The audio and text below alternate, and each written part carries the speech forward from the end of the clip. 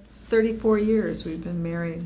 Yep. So we met on a blind date, and they set us up, and it was so weird. It was a square dance. I mean, you can't get any Cornier. cornier than that.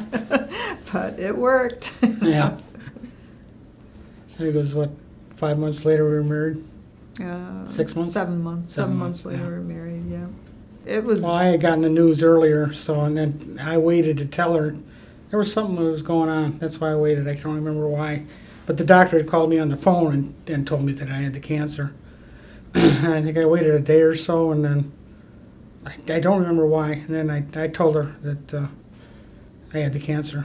Yeah, it was really tough because we weren't expecting it at all. I No. mean, he is a hard worker and physical labor. You know, he did a lot of outdoor work, and it was a shock. And Yeah. I remember when he did tell me, then the next day I went to school and where I teach and was talking to the other teachers, and I just fell apart. It was horrible. They told me to go home. You know, I was a wreck. It was, our kids were younger, you know, and in their teens, and I just couldn't see them living without their father, you know, and it was just, it would have been an awful thing. But, you know, we've been lucky. Yeah. And we've been lucky in that he's still here, so.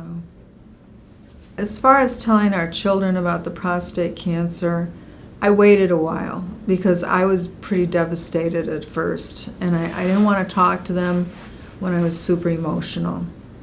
So I waited until we had talked to the surgeon who was actually going to do the surgery. Our kids were younger. They were, it was 6 years ago, so they were in their teens. And I waited until he was going to have to go for surgery. And then I told them what was going on. And I told them that what they always tell you, more men die with prostate cancer than of prostate cancer. And I told them, I reassured them that everything was going to be okay. And, and we're still here, so it's been okay. Yeah, I usually am the one who's talking to the doctors and the medical teams. She understands more than I do. I just read a lot, so, I kind of understand what they're saying, and my sister helps out too. She worked with medical insurance for years, so if there's terms I don't know, I go to her and she finds out, but he usually lets me do most of the communication with the medical teams, so, but he makes the final decision because I always tell him, it's your life. The process for making decisions is usually the doctor presents us with an option or a medication.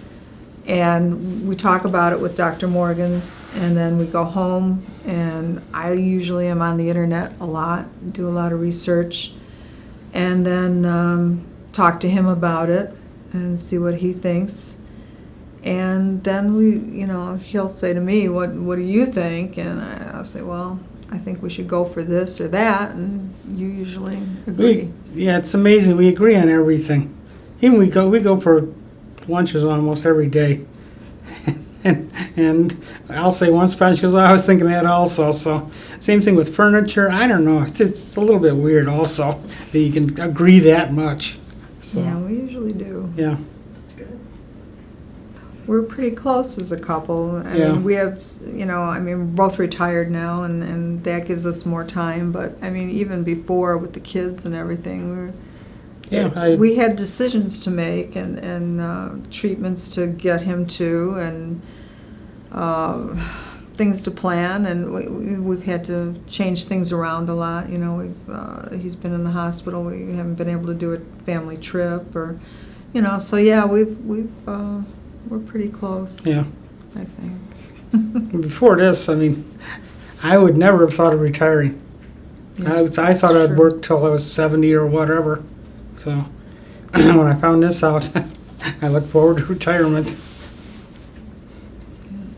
And now we have an RV, so we take the RV out and go places, and it's been fun With the discovering dogs. new places Yeah. together. He exercises when he can. He worked really hard with physical therapy. He really did, to get from that wheelchair to walking with the cane. he made up his mind he was going to do that, and he did. So he exercises as much as he can when we go places. He always says, I always say, do you want a wheelchair? And he's always, no, I'll take the cane, I'll be fine. So, he does exercise more. Yeah, I would, to other people and families, I would say hang in there, because they are researching, and there's opportunities, and there's still a lot of life. I mean, I after he was in the hospital in March and April, I wasn't sure what we were going to have left, and as far as his health, but here he is today, and he's doing great, and he's my hero, and